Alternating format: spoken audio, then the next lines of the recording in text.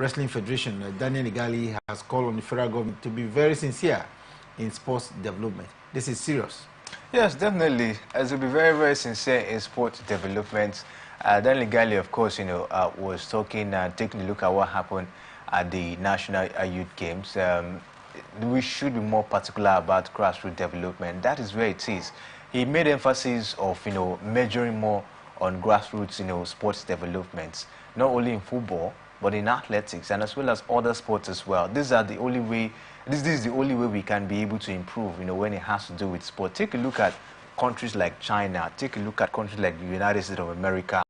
You talk about Australia. Whenever they go for the Olympics, you see them top the table. But it was talking about sincerity, and it has to border on the age of athletes that enter into this competition, or that the respective federation, put up.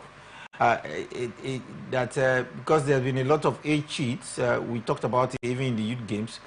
It does not allow for proper conditioning and in making these athletes, graduate to participate at the international level. By the time they are up there for the international games, they are not. I won't say physically fit, but it looks like they're past their prime. Yeah, they passed their prime, and I think for me, much effort was not being done this time when it has to do with, checking the age of this athlete. We understand the athlete is supposed to be from 15 below, but we didn't see much effort being put in place to check the age of this athlete. Last time, they brought in the NIN, issue that, if you're coming to participate in the National Youth Games, you must bring your NIN. And for that didn't really hold water. We saw some overage athletes, participating.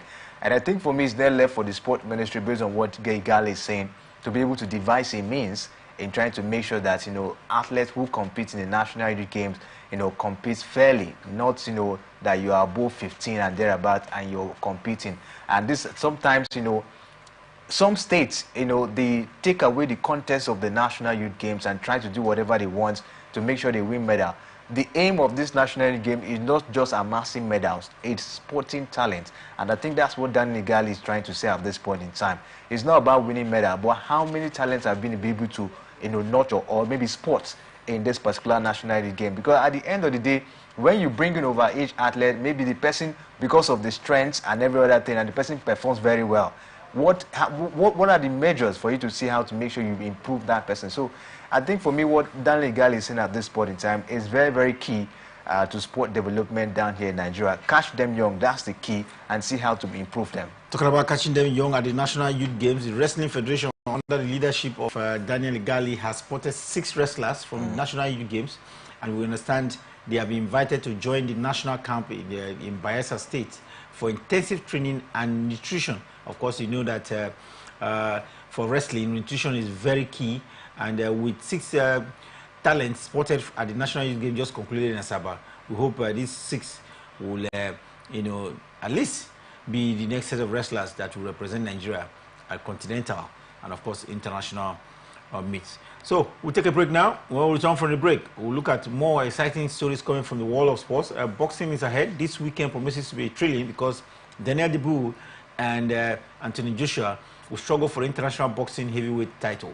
Meanwhile, in football, the Champions League has seen 36 teams take part in the new phase, the new format of the UEFA Champions League. We'll look at results of matches that took place last night and what it means to the participants. Details of this and many more will be coming your way after this short break.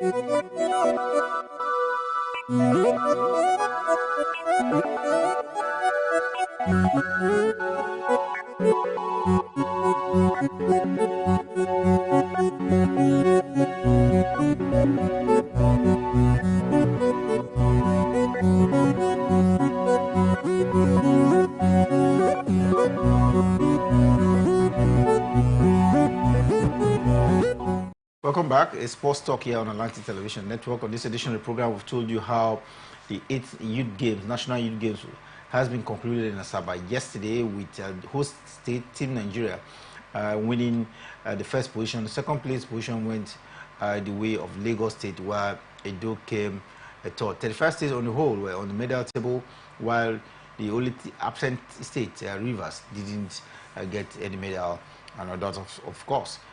Kingsley, let's look at the other aspect of the program this hour. Let's go first to basketball. And talking about basketball reminds me that Ezinne Kalu is in the news. Ezinne Kalu have just signed with the Atlanta Guard. Do you see this contract coming very, very strong for the Nigerian basketball female player? Yes, I think if, of course, I should be able to put up a high level of performance, I think this one is under the base of hardship, contract.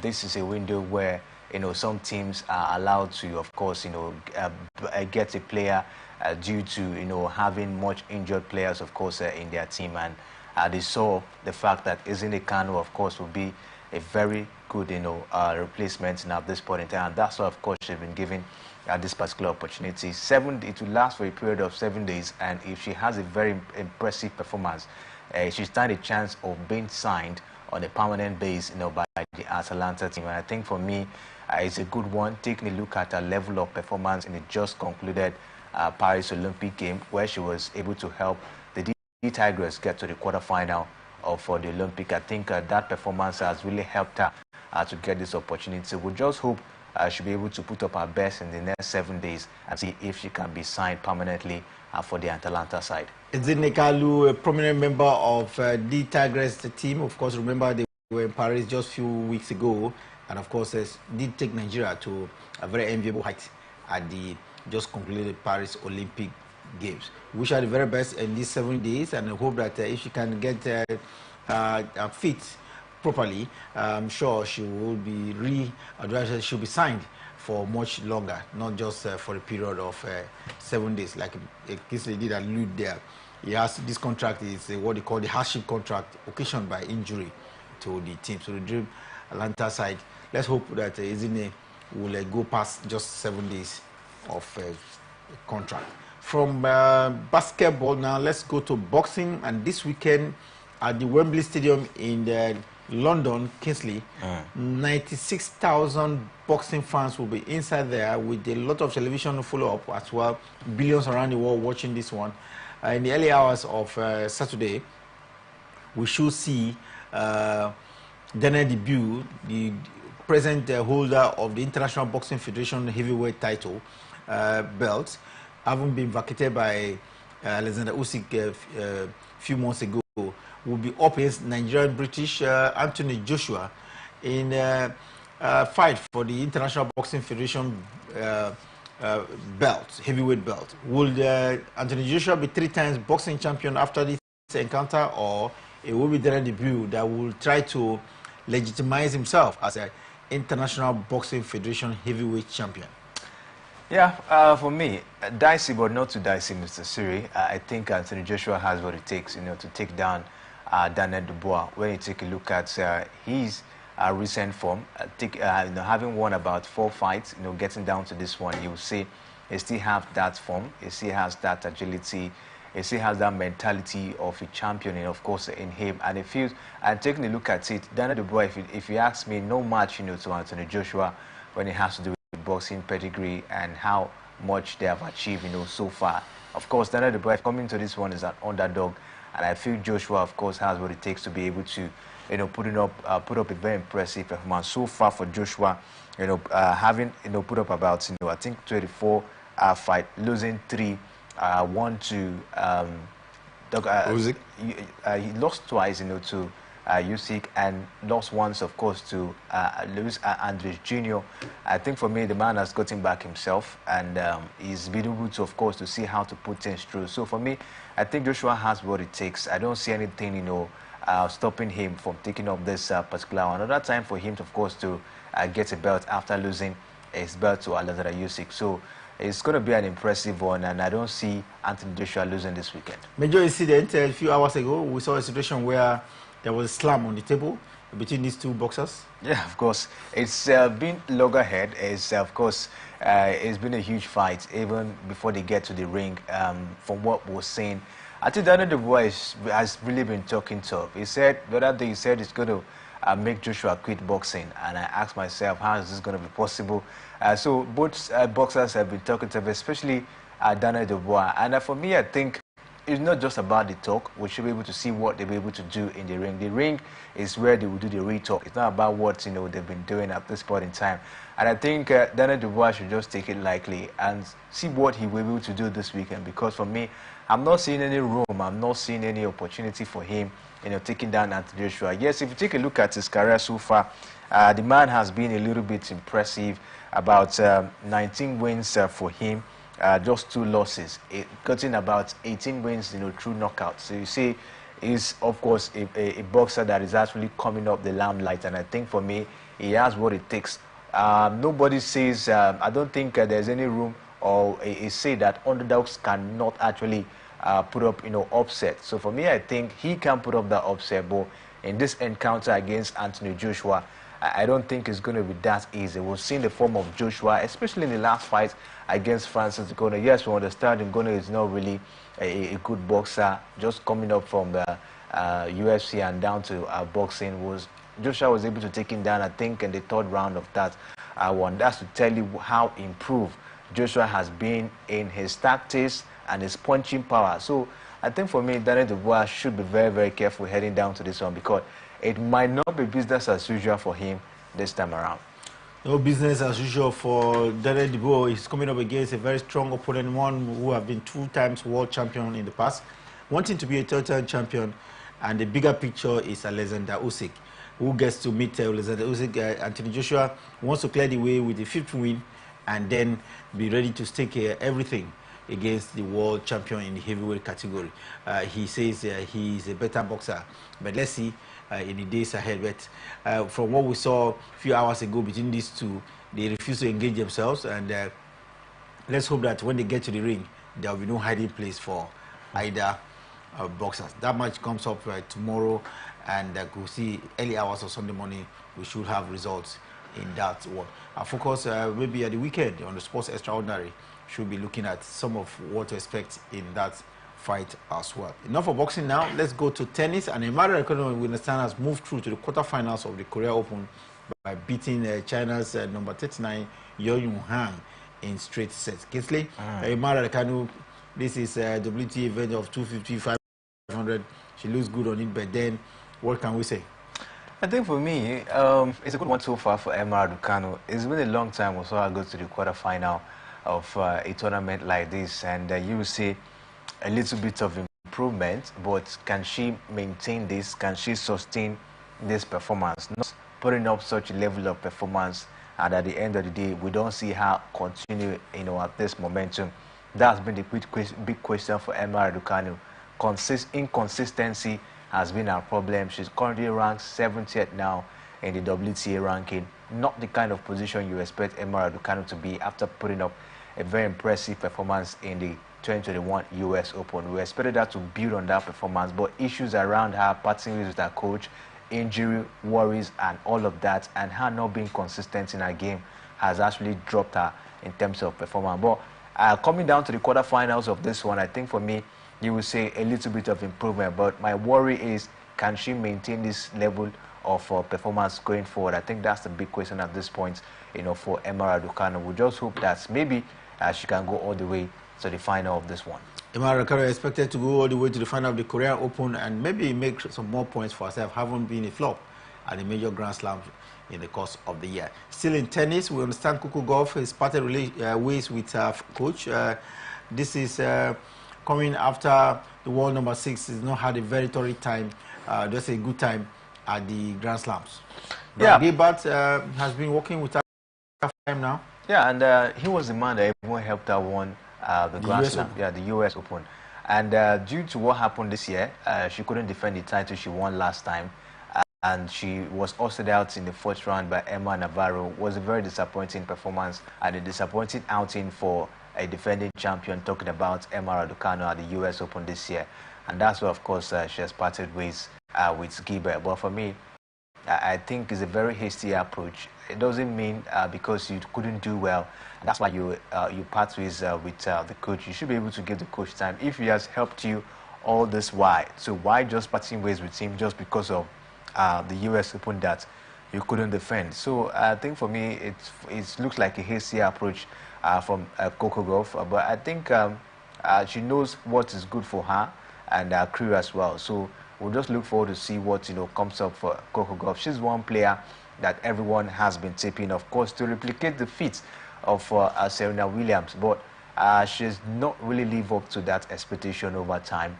Her performance has not been that consistent, and I think for me, from what we're looking, maybe she's looking for excellence, and for you to have excellence, you have to be on your A game in terms of training and all of that. I don't know, but her parting ways with Gilbert, for me, I think is a hasty approach. Well, let's go to golf. And talking about golf, golfers who play on this hardy-backed breakaway LIV Golf Tour will now be allowed in the United States of America to participate at the Ryder Cup. This is good news coming from the Professional Golf Association of America. Good news after we saw a little bit of crisis between the LIV and the PGA over time due to some of the golfers moving away from the PGA to go participate in the LIV. But at this point in time, we're now seeing harmony between the two bodies, allowing players, of course, to compete in the various events. I think for me is a good one. And looking at it, yes, the PGA, everyone was looking at it to have more money than the LIV, I beg your pardon. Everyone was looking at it to have more money than the PGA. But I think for me, it's left for the golfers. In whichever competition you want to compete is left for you and based on your own reason as well. So for me, I think it's a good news at this point, especially for the golfers who have the opportunity, of course, to play in any of the tournaments they want to play. Well, we hope that these golfers will now begin to enjoy, let's say, increased performances on the golf course, because when you're restricted to just one tournament, it looks a bit difficult. From golf now, let's go to football. Kingsley, we understand the Nigerian Premier League game rescheduled. Match day 3 will now involve Iban and Aqua United will take place this Sunday. This is a much watch for most fans of the Premier League here in Nigeria.